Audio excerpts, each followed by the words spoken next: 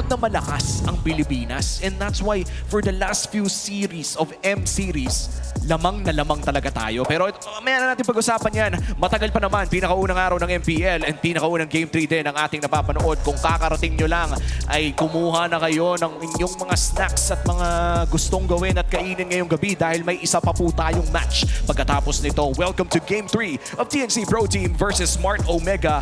Dito na natin makikita yung tanong, sino nga ba makakuha ng first pick blue side? Dahil pinili ng Omega na blue side nung first game.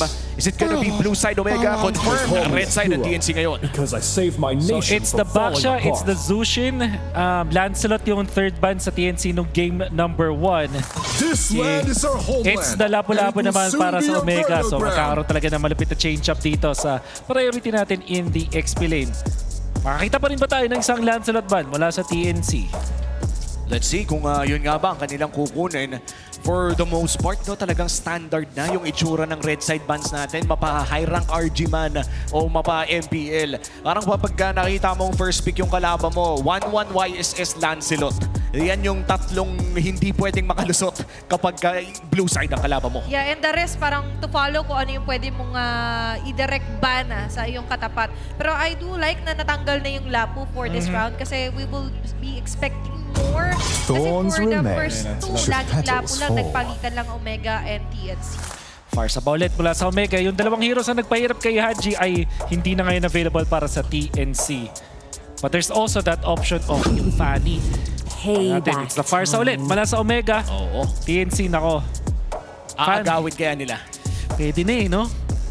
Pero tingin ko baka kunin nila is Moscow. Moscow Gatot ang nakikita ko dito para sa TNC as their first two picks. Parang enough na muna sa Fanny. Kasi technically si Zayden, di naman niya need patunayan yung Fanny kasi may Hayabusa na trick na ganon.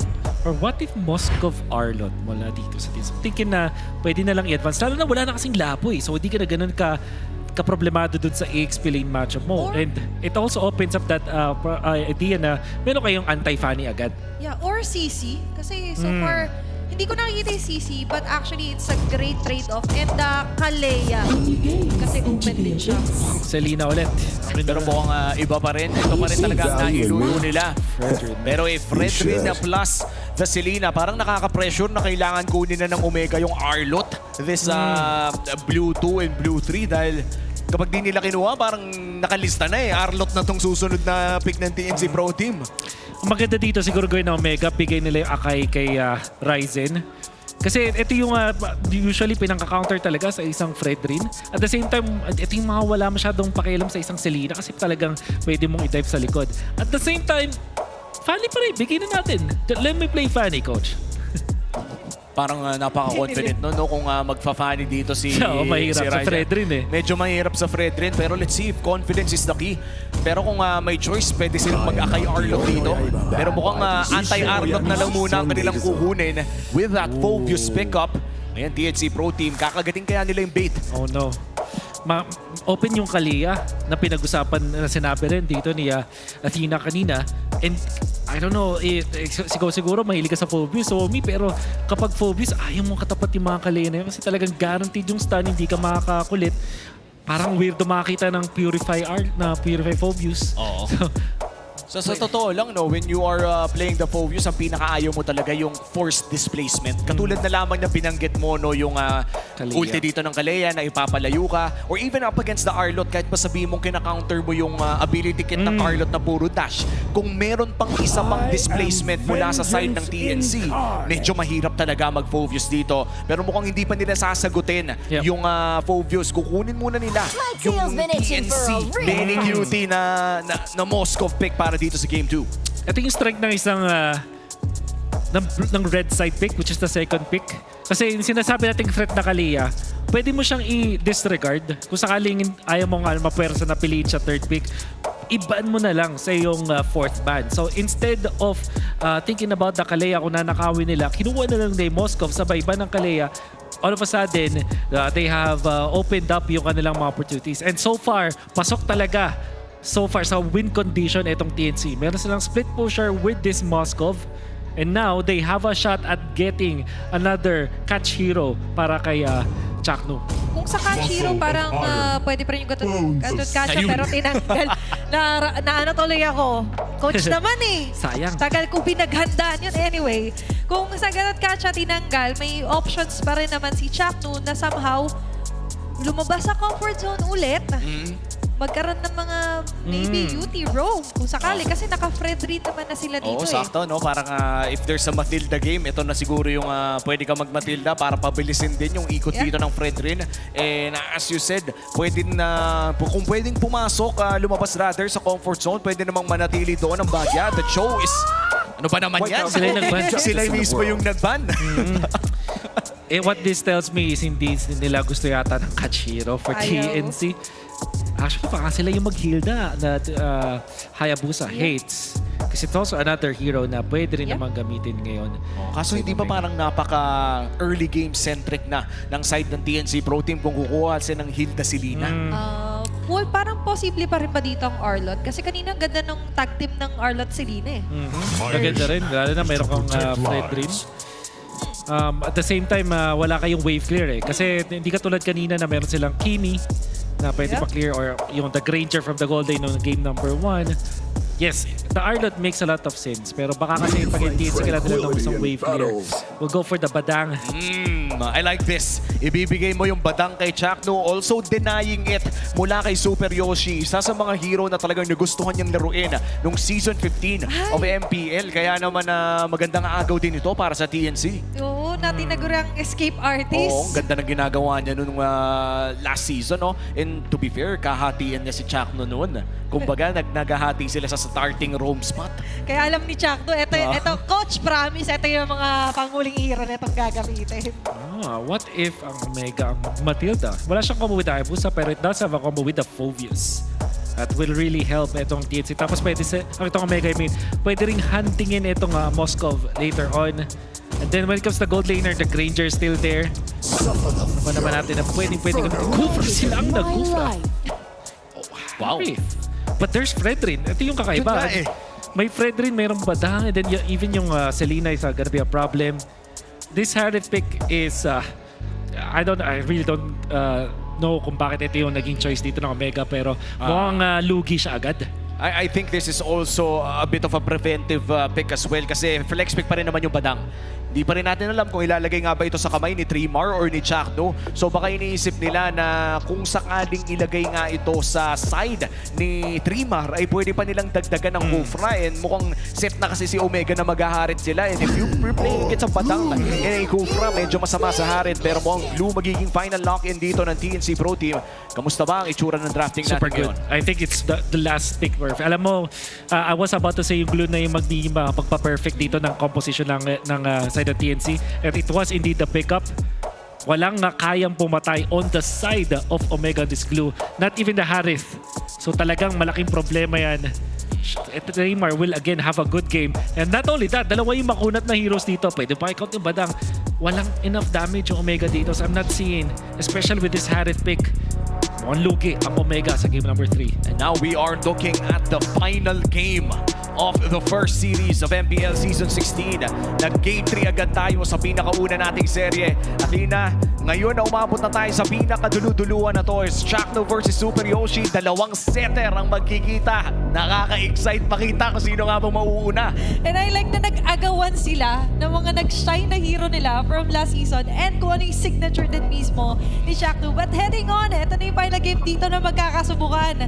Kung sino nga ba mga nagsaing at sinaing. Oo nga, at sa totoo lang, Athena, nabanggit ko na rin, no, yung Kufra signature ni Chakno, yung Badang naging signature ni Super Yoshi last season, nagkapalitan sila ngayon dito sa ating game number 3. And this is very important dahil, correct me if I'm wrong, Wolf, ang point system pa rin natin dito sa MPL Season 16 ay it doesn't matter kung umabot ng, at least for now, it doesn't matter kung sino ang, kung umabot ng game 3, ang nagmamatter lamang ay kung sinong panalo. Yep, so series wins matter no matter what. At alam naman natin na itong game number 3 para na ngayon sa TNC mas nakakalamang sila. But now that I'm thinking about it, siguro pag nag-snowball nga naman itong Harith at Hayabusa, marirender nila useless yung mga tanky heroes coming out from TNC. But that's very difficult to do. Yep. Isang bagay lang siguro na masasabi kong weakness ng TNC is yung wave clear. So yung priority nila sa mid. They have Selena tsaka yung Badang, hindi ganun kabilis kumpara sa isang Farsa. And that means na pwedeng ito yung i-take advantage ng Omega. Bilisan nila yung pag-clear ng mga sarili nilang mga lanes. Sabay transfer at gumawa at kumilos na papunta sa jungle ng TNC. Yeah, vice versa for Omega naman, kung wave clear usapan, they could afford to do so. And I do agree na it takes a huge lot of guts to pick off a Harit. Most especially na, ang aga eh, for first pick nga dito, agad ng Fredrin ang TNC. So the question is, how is going to be the life here para kay Netsky? At nakikita natin sa emblem build hatid ng Smart, mukhang kumuha ng Master Assassin dito si Benny Cutie kontra naman sa Magic Shop dito ng side ni Netsky. Ibig sabihin niya na may slight na kalamangan si Benny Cutie or maybe evens out the early game na nanggagaling dito sa Harith. And to be fair, Wolf, no, lamang naman talaga ang Harit sa karamihan ng early game fights. That's true. Nandun pa rin nga yung pagkuha ng gold grab na sa mga priority ng mga gold laners natin ngayon. And if you're playing it correctly, pwede mo siyang ilagay dun sa first and second turtle fight. Pero depende na nga lang yan din yan sa gagawin dito ng Omega. Sa ngayon, ang masasabi ko talagang pinaka-importante sa Omega is itong paggamit nila kay Ryzen. Mas maganda ang late game ng isang Hayabusa, pero kailangan na early game pa lang may impact na dito si Ryzen. And yun yung scary, no? When you're playing the Hayabusa, alam mo na, sabihin na natin maganda man yung mid to the late game mo, pero teka lang, Super Yoshi ay makakatakas naman. Going back, as you said, kailangan nga may magawa dito si Ryzen ng maaga para magkaroon ng kwenta by mid. It's earlier the better here for Smart Omega. At kung early yung usapan, it's all about the objective here para naman sa TNC to try and limit kung ano yung mga pwedeng gawin ni Super Yoshi. Grabe yung layer at yung flicker and dito ni Lassie just to go and take that first blood. And TNC mukhang free turtle na rin ito para sa kanila habang sa may bandang taas. Streamer onto James. Grabe yung kalamangan din ng glue, especially here on the early phases. At yan na nga, pinakaunang pagong para sa side ng TNC Pro Team. Parang hirap talagang lumaban sa Fredrin, no? When it comes to the early turtles. Especially kung mas nauna din itong si Chaknung na gumawa ng isang play. At that kill doon kay Super Yoshi, nagbigay ng enough EXP para sa TNC na talagang matampakan nila yung levels ng Omega. In fact, itong si James, na sinabi natin dapat nag-clear agad ng lane niya and nag-switch ulit just like in game number 1. And TNC parang na-download ata yung ganong gameplay ng Omega na mas mabagal in the first turtle at tinake advantage nila ngayon in game number 3. And similar pa rin naman yung trend, no? Lamang pa rin ang TNC Pro Team in the early parts of the game. And it's up to Omega na makahanap ng isang winning team fight. And pakiramdam ko yung naantay nila, no? Haji going online on this Farsa. Isang magandang set mula kay Super Yoshi. And saktong-sakto, puro flicker ang hawak ng TNC Pro Team. Walang naka-purify sa Phoenix Army. Kasi kakabanggit lang nito kanina sa The Hole natin, yung Keys to Victory by Wolf, na kailangan kasi ma-win yung contested objectives, yung neutral objectives here for TNC. And the way to win it is of course try to limit yung mga makakalapit. Pero kung lalapit lang din naman, kailangan kasi lumapit technically ni Super Yoshi. Dito tama yung construction pero tatamaan talaga dito ng gusto ay doon sa pinakagilid. Nandiyan na naman yung mga pana as well as yung salubong nila Lancy. Ryzen with a shadow kill. Enough na ba yung damage? Yes, indeed. There's going to be the chase. Ayaw pa kawalan dito si Tremar. Nandiyan naman yung mga follow-up and as well as Infernal Pursuit here for James. And what a way for Omega to adapt in this game na alam natin na mas nakakalamang yung TNC.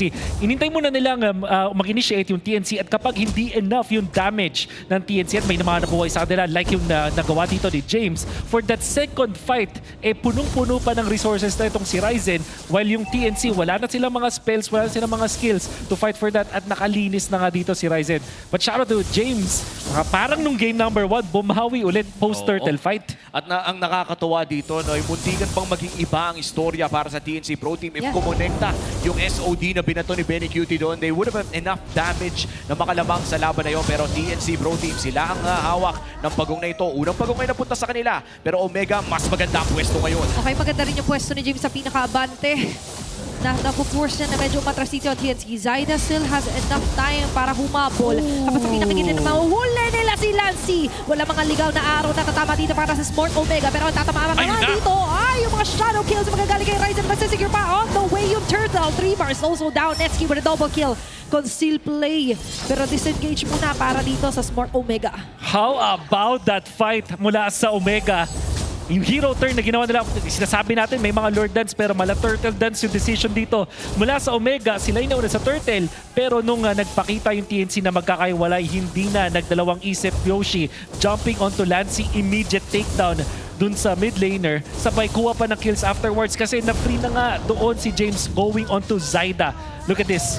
Magandang decision making. Yung Omega, very instantaneous yung pag-turn nila din kay Zyda. And after si Ryzen na gino doon ni Chakno, masyadong malayo yung follow-up. So all you had to do was top up the ultimate. Safe na ngayon. At inunti-unti nila yung TNC. And that replay is brought to us by Infinix. In 60 seconds pa naman bago lumabas ang ating huling pagong ng larong ito. At lumalaki pa ang kalamangan ng Barangay Omega. 4,000 na ang kanilang kalamangan. And looking at the items right now natin din ng Infinix, ay mukhang nakikita na natin yung slight na kalamangan, yung 4,000 na yun sa patapos na item dito ni Netsky. And the moment that you get that 2 core items para sa Harit, yun talaga yung masasabi natin na hindi mo na pwedeng pabayaan na maka-3 dash ang Harit na yan.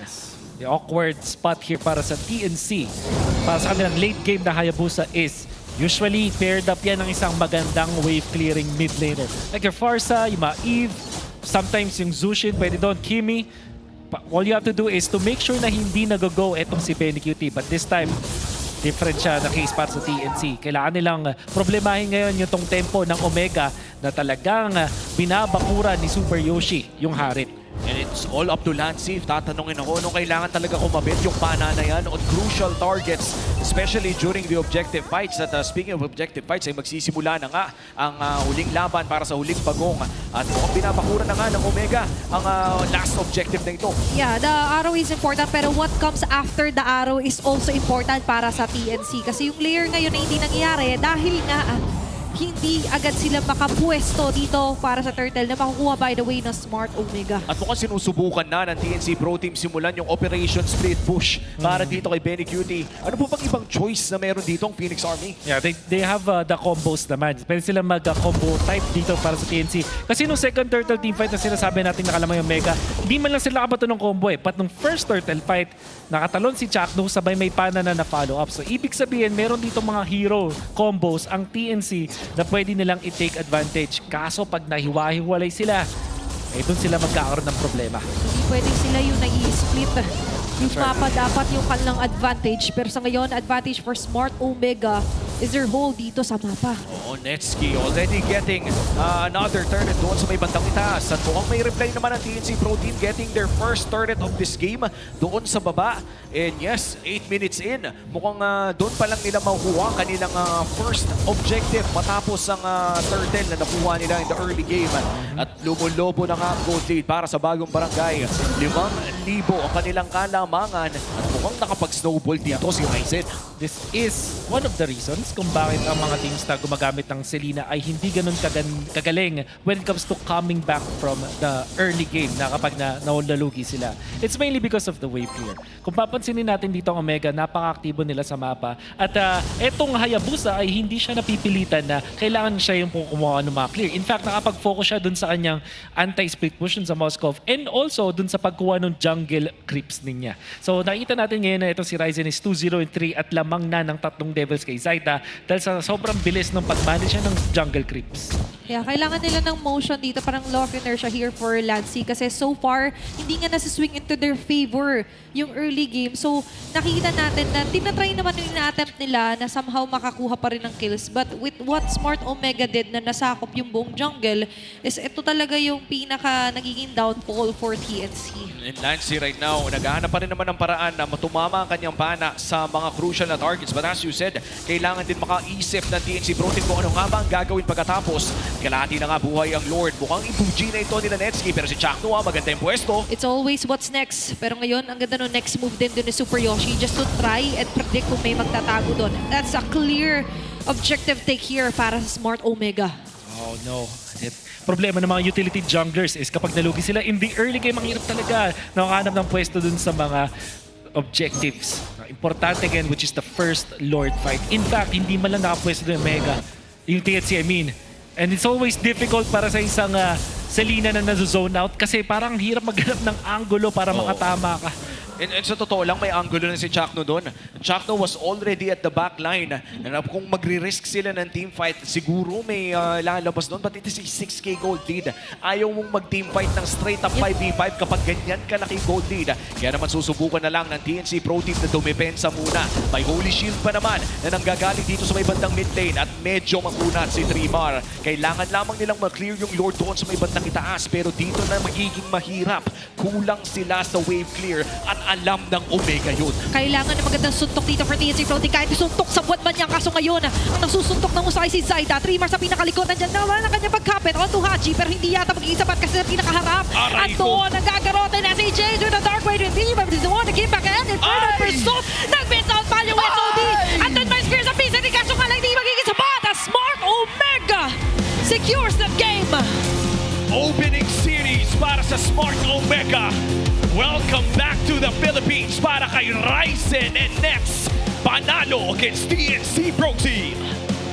Isang turtle fight that went awry for TNC. Ang ganda nung simula para sa kanila. Naganda yung combo na nakikita natin from that Badang and that Selena. Pero nung second turtle fight kung saan masasabi nating lugi dapat ang side ng Omega. Nakahanap sila ng opening. Super Yoshi nagpakitang gilas na sa kanyang no hesitation jumps. At mukhang no hesitation din yung mga kanyang kakampi. Kapag may na-initiatan dito, ang Omega instantly nabubura agad sa mapa. Ganda ng follow-up din na James. Yung bawi niya nga, as you've mentioned, especially on the post-turtle fights, was really crucial para sa Smart Omega. Oo, mukhang maganda talaga ang bungad para sa bagong barangay. And ang dami na rin kasing haka-haka, ang dami na rin rumors na umuurong around Smart Omega this season na para bang season na daw nila itong season na to. Napakatagal na rin. Pero of course, we have to acknowledge na naging maganda din ang serye para sa TNC Pro Team. Kahit pa paano ay nakalamang naman sila na sa early game for the past 3 games. Pero hindi nga nila natapos ang seryeng ito with the smile that they wanted to see. Pero Game 1 pa lang naman. Actually, match 1 pa lang naman. Hindi na masama para sa pinakita nila. Yeah, a start is still a start para dito sa Smart Omega naman. Oo. At nakakatuwa makita no, na mukhang ready na rin ang Smart Omega. This is a team na makakausap natin for the first time. Kaya naman pupunta na tayo sa ating main stage. Punta na tayo sa ating hosts.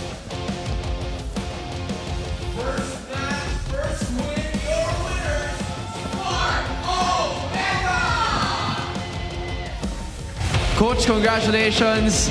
This was a really solid run galing sa inyo. But Odin, let's welcome back some of the players na nakikita natin dito. I mean, we have Haji first. Haji, this was the first time that, you know, lalapit na ako sa'yo. This was the first time in a very long time na naging parte ka ng Omega. What's your expectation for this season considering nga na nagbabalik ka para sa barangay? Expectation ko siguro sure na papasok. Expectation is sure na papasok sila ng playoffs, Odin. I'll leave it at that. At ang ganda ng start nyo ngayon ha. Kayo ang nakakuha ng unang panalo for this season. And now I wanna go to our comeback boys for this season. Ryzen and Netsky, welcome back to Mpl Philippines. Nagbabalik sa Pilipinas. Boys, kumusta? Lalapitan ko na kayo. I remember season 11, nung aking first season, sila rin yung mga una ko na-interview. And I'm so glad to see you guys here. Ano yung nararamdaman mo ngayon, Ryzen, na nagbabalik ka dito sa Philippines with the Filipino fans? Sige na, Ryzen.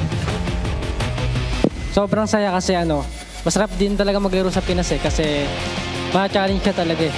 Sobrang lakas lahat ng mga player kaya sobrang sarap din maglaro. Game 1 MVP ka agad, tama? Diba? Game 1 MVP agad. He was able to even use the Fanny twice in that series. I'm sure na-miss mo yun, and that's the reason why you were able to win this. Pero coach, tatabi lang, pasintabi lang po sandali. Kakausapin ko lang ang nagsasabi na marami daw, di ba? Ang Gold Sigma, ang strongest gold laner. Netsky, welcome back to the Philippines. How are you feeling? Happy po. Happy naman. So, with this being said, dati, kasi alam mo naman to madalas nakikita ng mga tao na ikaw daw, nabanggit mo na ikaw ang pinakamalakas na gold laner sa balat ng lupa. Okay? Gusto ko lang malaman kung totoo pa rin ba yun hanggang ngayon? Hindi, dati kasi isip bata pa ako, nangasar-asar lang ako At least mabuti na mali. Pero hindi, men. Sige, sabihin na natin na, ano yun, coach? Umait na. Umait na! Okay, nagkaroon ng character development. Netski, gusto kong malaman ngayon, since feeling mo dati nangasar-asar ka lang, ngayon ba, sino ang pinakamalakas na gold laner para sa'yo? Si OF to si Kelra. Si Oheb and si Kelra. So I would say... Ano yung sinabi niya sa'yo? Hindi ganyan sinabi sa amin Ano ba sabi niya? Ano ba sabi niya? Baliktaran Baliktaran daw. Parang mahirap tong interview na to, Odin. You know what? At least nakausap natin sila. At ang mahalaga, nakuha nila ang panalo. Once again, your winners, Smart Omega! You may take a step forward and you may now take your bow. Omega gets the victory. Gentlemen, you may now come off the stage. Once again, your winners, Smart Omega! A solid performance from the barangay ang nakita natin mula sa kanila, Odin. And that might just be the start of the first para sa season na ito. Tossing it back to our casters.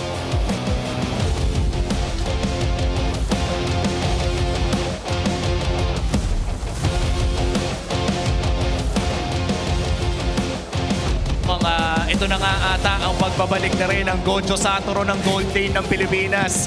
Netski, the strongest gold laner. The strongest gold laner na siya yung nag-claim at pinapakita din naman niya sa atin na talagang kaya naman niyang sumabay. And this dinout natin yung Harith. Tayo mismo, di ba? I think most of the viewers also doubted that Harith pickup. But the strongest gold laner says, let me handle this. Okay, enough said. Papatunayan ko na lang. Pero I like the matured version din ni Netski sa pagbabalik niya dito sa Mpl Philippines. At ang nakakatuwa dyan, hindi rin naging biktima rin ng sariling kampi. After niyang sabihin yung dalawang pangalan ay agarang nilaglag ni James. Mukhang masaya ang Omega ngayon. No? Makikita natin na yung dynamics nila as a team, hindi sila nagkakahiyaan. At mukhang talagang tight ang Barangay Omega this season 16. Parang din, parang fresh din yung pagkakita natin dito sa Omega. Kasi parang parang halos bago din lahat. Like even James, our MVP ngayon, it's also his first time sa Omega and always has been under the shadow. Di ba? Parang hindi masyado na-highlight itong si James. Minsan hindi pa kasi pinapalaro mismo dun sa X-Plane.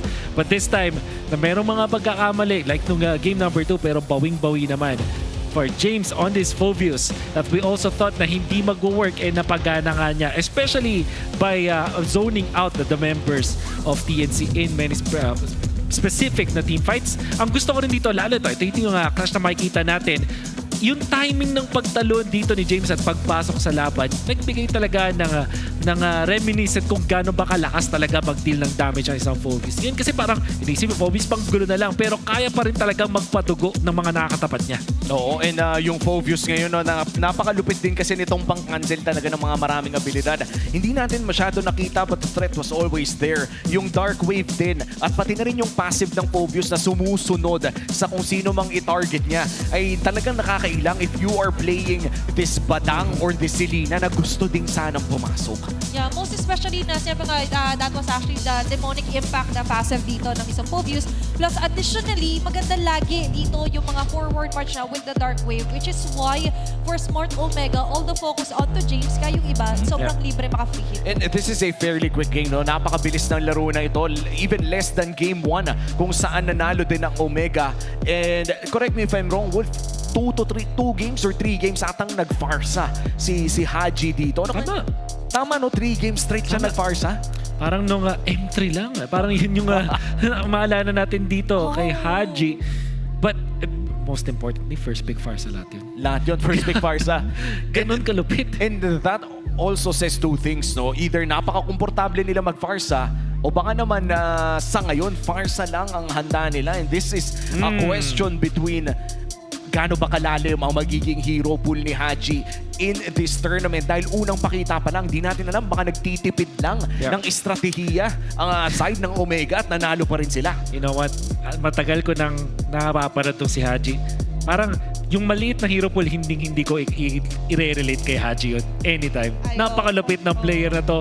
And I'm sure na kaya nila una yung Farsa kasi nababan din yung Zushin. Parang ano yan eh, may mga heroes na kapag may isa lang maban na counter or na parang sagot sa kanya, biglang S-tier na agad tong hero na to.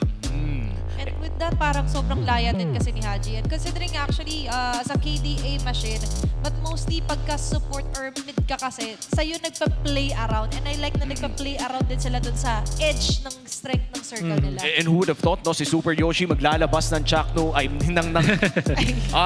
naglalabas ng Kufra against Chakno na hindi natin in-expect dahil nagkapalitan nga ng mga quote-unquote signature hero itong dalawang to. And to be fair, naging mas magandang performance ng Omega this time around. A crucial pick-off, I think, against Lancy sa isang objective fight, yung talagang nagparolyo ng bola para sa Omega. Parang ang sport Omega, hindi sila nawawala ng Kufra specialist. Siguro nga, no? No? Katulad kanina, parang babalik yung lason, parang nasa org din mismo. Yeah, siguro nga. And with this Kufra pick na nagulat din tayo, isang bagay na masasabi natin hindi masyadong napapansin ng mga players is yung Fred rin actually hates playing against the Kufra kasi gusto niya mag-dash-dash na litas. Pag na-cancel kasi yung dash mo, either pag di mo siya di ka nakanakap or anything, full cooldown siya. At nakakainis talaga yun. Pero ito, I'm very surprised.